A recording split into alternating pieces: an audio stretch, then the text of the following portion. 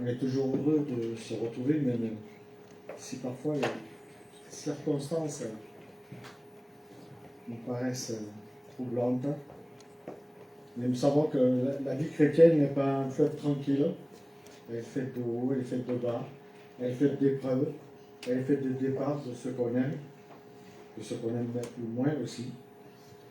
Mais le Seigneur est là, il nous accompagne, et nous avons cette assurance que ceux et celles qui nous ont précédés en la personne de Jésus-Christ sont auprès de lui. Et pour nous, c'est une consolation, et comme dit l'apôtre Paul, nous pleurons, mais nous pleurons avec l'espérance, et c'est la grande différence. Ce matin, j'aimerais parler de deux tableaux. Le premier tableau, j'aimerais d'abord savoir si vous avez déjà visité cette fameuse grotte de Chauvet. Qui n'a pas visité alors, plutôt, parce que il y en a qui ne l'ont pas visité. Il faut la visiter, ces fameuses fresques de la grotte de Chauvet. On peut la projeter, une de ces fresques. Voilà, donc magnifique fresque à visiter, pas très loin de Vallon-Pont d'Arc, un très beau village, Vallon-Pont d'Arc, une très belle vallée.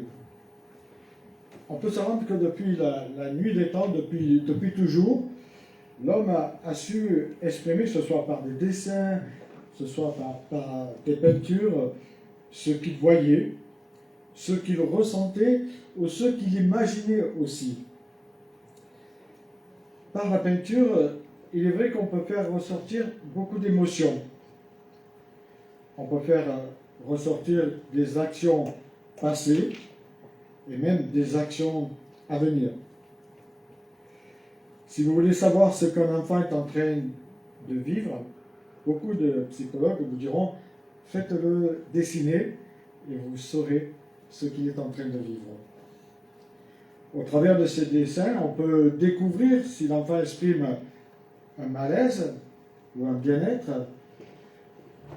On peut voir s'il exprime des craintes, s'il exprime des joies qui sont au fond de lui, ou une tristesse profonde qui est au fond de lui. Le dessin permet l'évasion, tout en permettant la conservation du moment, du temps que nous avons pris en photo dans notre mémoire.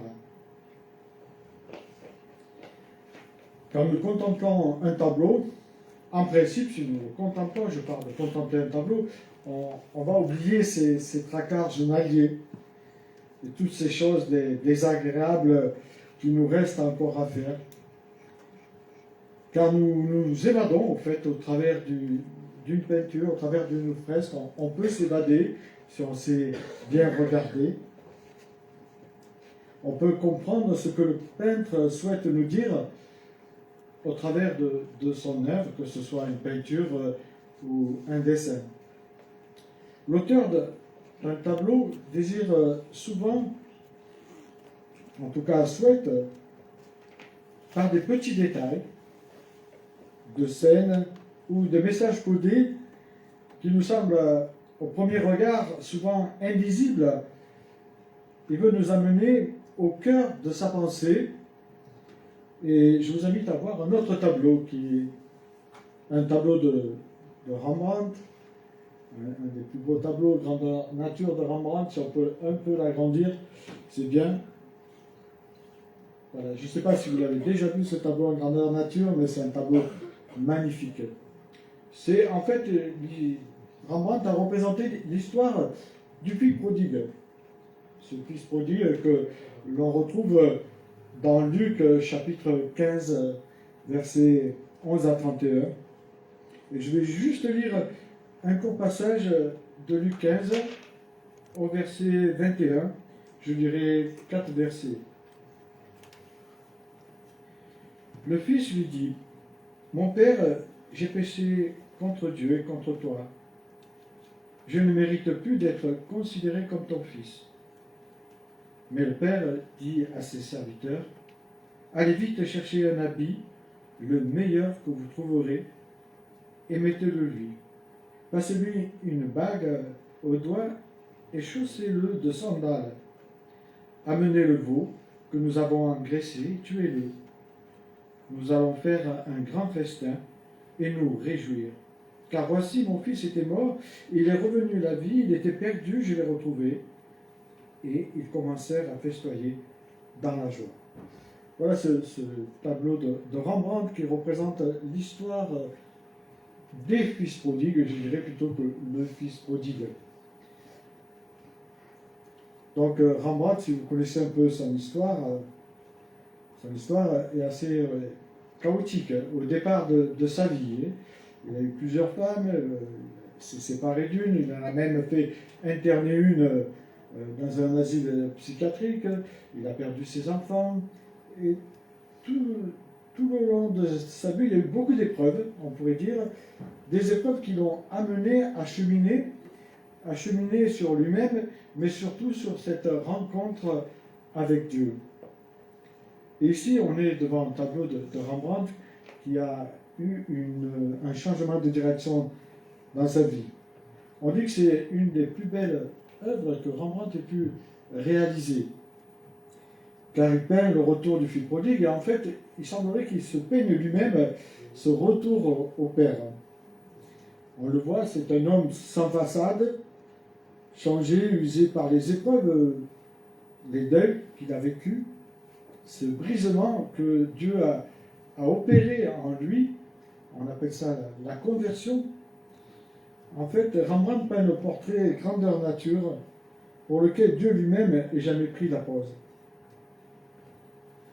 Et tout au long de sa vie, ses peintures vont changer pour se rapprocher et rappeler les Écritures. Et je vous invite à regarder le tableau avec attention et me dire ce que vous voyez. On commence par le fils prodigue, ici, là. Donc si on peut zoomer sur lui, je ne sais pas. Voilà, c'est possible. Vous voyez, le fils prodigue, c'est là où il y a la flèche, c'est le fils prodigue. Qu'est-ce que vous voyez dans ce fils-là? Des haillons. Pardon? Des haillons. Des haillons. Des haillons. D'accord. Alors on va descendre un peu, si tu veux, le dessin. J'aimerais voir. En fait, moi, ce que j'ai remarqué, c'est cette tête rasée. Et la tête rasée que Rembrandt peint, en tout cas c'est ce qu'il va vous dire, c'est un homme qui était prisonnier. Comme on peut l'être prisonnier quand on n'appartient pas au Seigneur ou quand un péché nous colle à la peau. Et puis il y a ses vêtements. Alors ici ça ne rend pas très bien, mais on voit ses vêtements. Ce sont des vêtements usés par la vie, usés par les épreuves, qui montrent dans quelle misère il était quand il est revenu au Père. Ah, merci.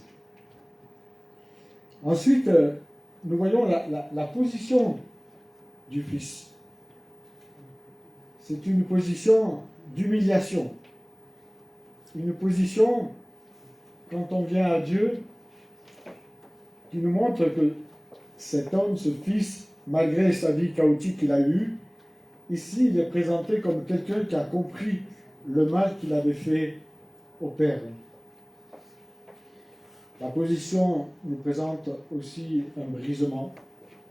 Et quand on vient à Dieu, on a vécu souvent un brisement. Et puis si on voit la plante de ses pieds, si on peut zoomer sur la plante de ses pieds, c'est intéressant. La plante de ses pieds raconte un long voyage.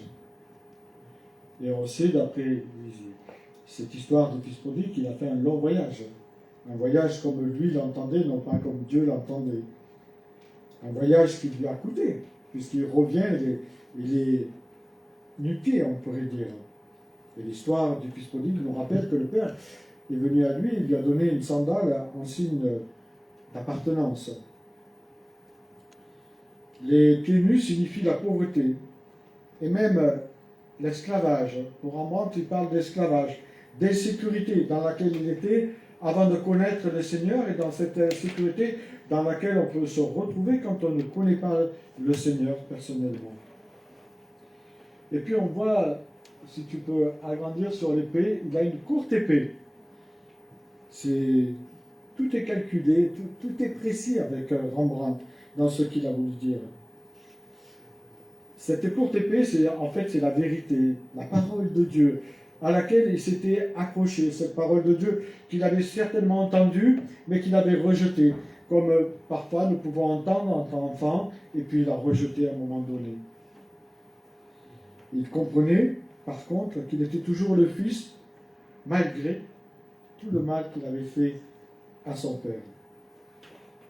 Et puis, il y a, on va zoomer sur les deux femmes, sur ta gauche.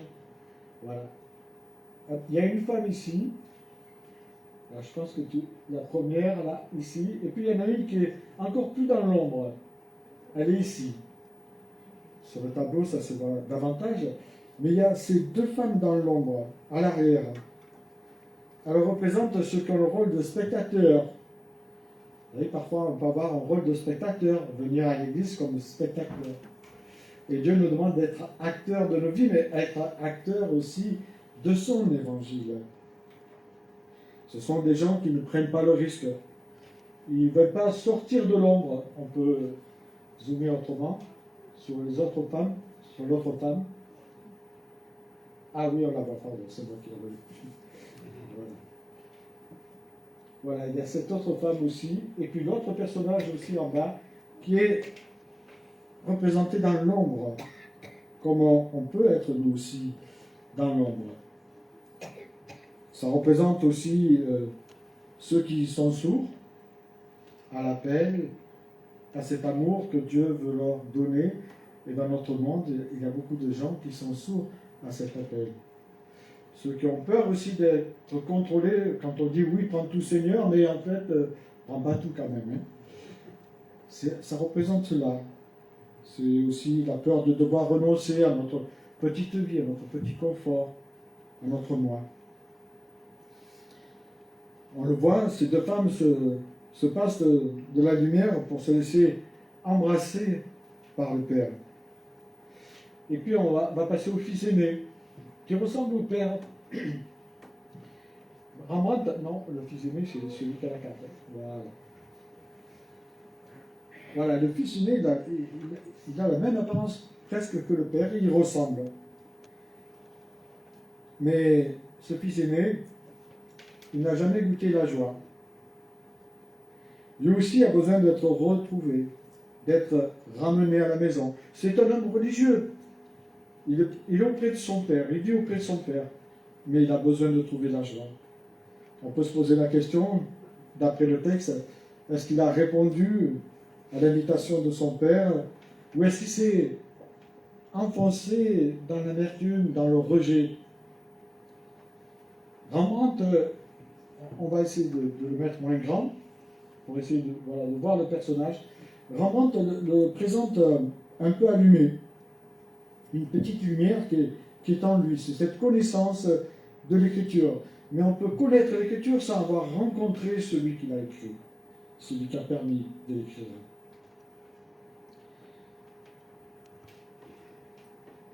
Rembrandt nous dit que cet homme, et il le représente bien, si vous voyez ses mains, par rapport à celles du Père, ses mains sont fermées. Et sur le tableau grandeur nature, il y a une différence entre les mains. Il y a une main qui est éclairée, il y a une main qui est dans l'obscurité. C'est assez intéressant. Il nous montre que, en fait, l'homme n'a pas fait encore le choix. Il n'a pas connu cette joie. Il ne s'est pas laissé éclairer par l'Esprit de Dieu, on pourrait dire. Et puis on le voit, si on zoome un peu plus loin. Il regarde, il est debout, droit sur son bâton. Il regarde son frère à distance. Il a une cape. Et la cape est différente du Père. Elle l'enveloppe, elle le tient prisonnier. Rembrandt a voulu le montrer comme prisonnier de sa religion, de sa religiosité. Alors que le Père a une cape ouverte qui entoure le Fils. Il nous montre qu'il y a une distance. Il regarde les gestes de miséricorde du Père avec hésitation. Il ne comprend pas. Parce qu'il n'arrive pas à surmonter cette colère comme Le père peut faire grâce à ce fils qui est allé avec les prostituées, qui a tout dépensé. Il ne comprend pas que le père veut guérir. Et puis ce qui est intéressant, on va zoomer sur les mains du père. Là, je vais vous demander ce que vous voyez. Normalement, on devrait le voir. Moi, je connais le tableau, mais pour ceux qui ne le connaissent pas, vous voyez les mains du père. C'est assez intéressant. Il présente les mains du père complètement différentes. On voit qu'il y a une lumière déjà qui se dégage des mains du père parce qu'elle cherche à enlacer, à guérir. Mais au travers des mains du père, nous pouvons voir qu'il y a une main qui est un peu russe, une main d'homme, mais aussi une main de femme. C'est assez intéressant. Ce n'est pas une erreur de la part de Rembrandt. Rembrandt veut nous amener à la réflexion au travers de ce qu'il a vécu, au travers de ce qu'il vit. Il veut nous représenter un Dieu qui est un Dieu comme un père, mais aussi un Dieu qui est comme une mère. Et pour cela, nous avons des paroles dans l'Écriture qui nous dit, comme une mère console son enfant, ainsi je te consolerai, dit le Seigneur dans Ésaïe 66, verset 13. On peut dire que Dieu est un père qui a le cœur d'une mère. Et ça, c'est intéressant, parce que ça donne l'équilibre dans la vie. Vous savez, quand il en manque, c'est un peu plus compliqué. Mais quand on a les deux et que chacun prend sa part, alors il se produit un équilibre dans la vie.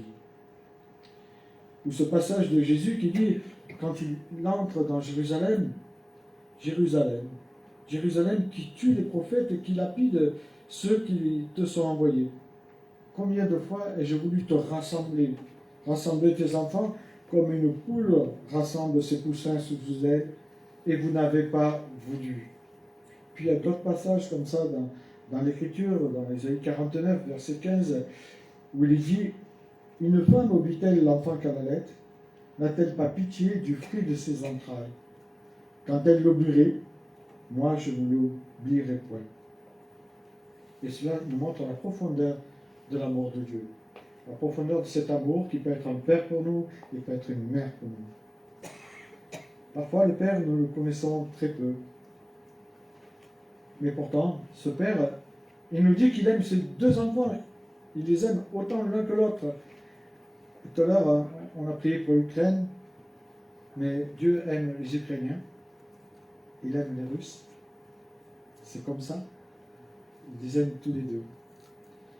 Il désire les avoir avec lui pour être dans la joie. Même s'ils ne veulent pas, certains. Il veut faire la fête avec eux. Parce que notre Dieu est un Dieu qui a un amour agapé, un amour incroyable. Un amour qui a la compassion. Avec son pouvoir de transformer aussi des vies. Dans le tableau, si on regarde les yeux du Père,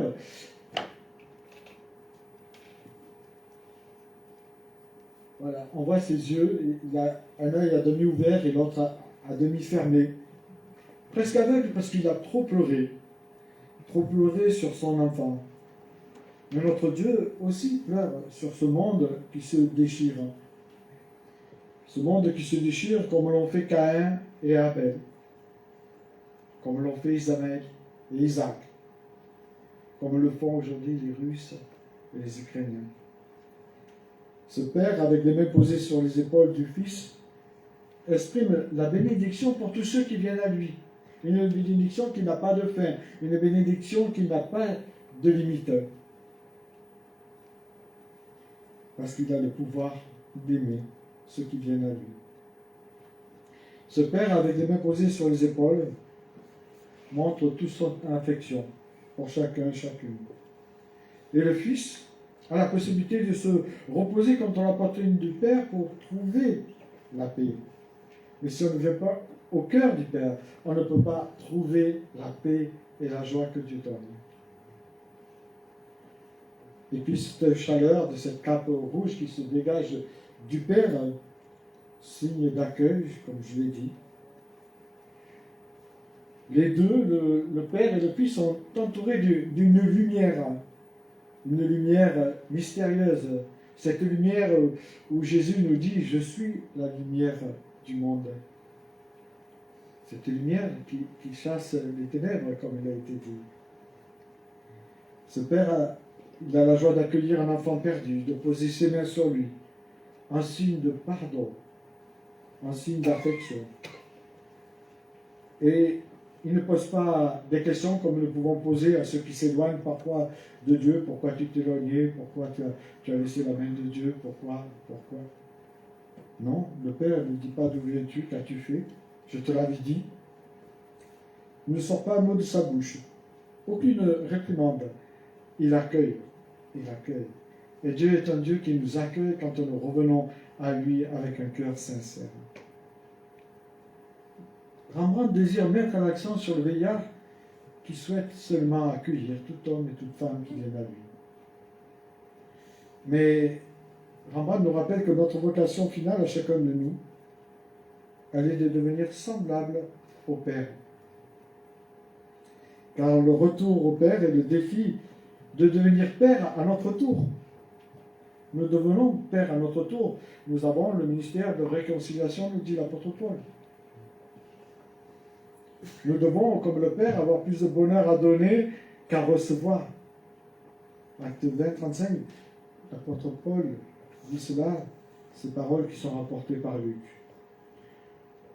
Le Père, c'est celui qui se laisse transformer à l'image du Christ, pour voir les autres au travers des yeux, justement, du Père. Dans ce conflit qu'il y a en ce moment, Dieu nous invite à voir, que ce soit les Ukrainiens ou les Russes, avec les yeux du Père. Lors de cette guerre, plusieurs auront pris la vie à d'autres. C'est les guerres, c'est malheureux, mais c'est triste, c'est comme ça. Plusieurs auront perdu un être cher, que ce soit un père, une mère, un enfant, un voisin qu'on aimait, une cousine, un proche parent. Beaucoup de gens vont vivre et ont vécu et vivront des drames, des deux côtés. Mais quoi qu'il arrive, chacun d'eux pourront revenir au Père, même si pour nous ça semble parfois injuste. Quoi qu'on puisse dire, Dieu est prêt à accueillir celui ou celle qui a même pris la vie à son prochain. Il est prêt à lui pardonner. Il est le seul aussi à pouvoir réparer les blessures que va engendrer cette guerre. Seul Dieu est capable de combler aussi le vide que vont avoir ceux et celles qui auront perdu un être cher, que ce soit un mère ou un père disparu. Si la racine de la guerre se trouve en Caïn, la paix, le shalom, comme disent les Hébreux, qui annonce le calme, qui annonce la tranquillité personnelle, mais aussi collective et nationale, on sait qu'elle peut se trouver qu'en Jésus-Christ. Si l'homme ne se convertit pas, alors il est prêt à accomplir toutes les atrocités. En grec, le mot paix signifie l'harmonie spirituelle qu'apporte la restauration de la relation avec Dieu. Elle apporte la guérison. Le mot paix signifie guérison. Et Dieu veut guérir encore aujourd'hui ceux et celles qui sont blessés ou qui seront blessés. En effet, un enfant nous est né, un fils nous a été donné, la souveraineté reposera sur son épaule. On l'appellera merveilleux, conseiller, Dieu puissant, Père éternel, Prince de paix. Dieu désire donner sa paix à cette humanité, mais est-ce que l'humanité le veut? C'est une autre histoire. Celui qui est le prince de la paix est le seul qui a le pouvoir de changer des êtres les plus endurcis. Et au cours de l'histoire biblique, nous voyons que Dieu a pu changer des hommes. Et donc encore aujourd'hui, nous pouvons prier pour que Dieu change les situations, mais aussi les vies, les pensées des uns et des autres, que ce soit de Poutine ou d'autres. Dieu peut les transformer. Nous devons le croire. Et Dieu nous a donné une arme puissante, c'est la prière. Et c'est par la prière que Dieu veut que nous allions et avançons dans ce conflit qu'il y a. Face à cette tragédie, le Seigneur nous invite à prier, mais à prier pour les dirigeants, même les plus cruels. Ça semble fou, mais c'est ce que Dieu nous demande.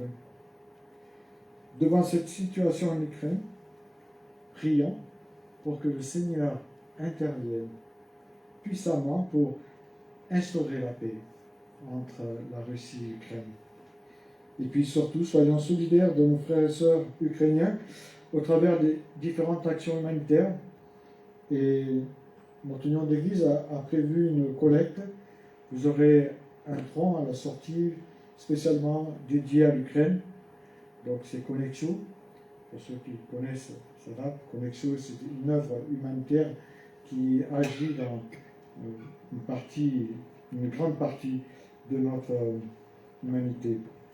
Donc chacun peut déposer son offrande pour l'Ukraine, mais nous pouvons surtout penser aux Ukrainiens, aux Russes, et prier pour eux, pour que Dieu change la situation, car notre Dieu est un Dieu qui peut renverser les forteresses, il peut renverser les murailles. Il est un grand Dieu, ne l'oublions pas. Je vous invite à prier.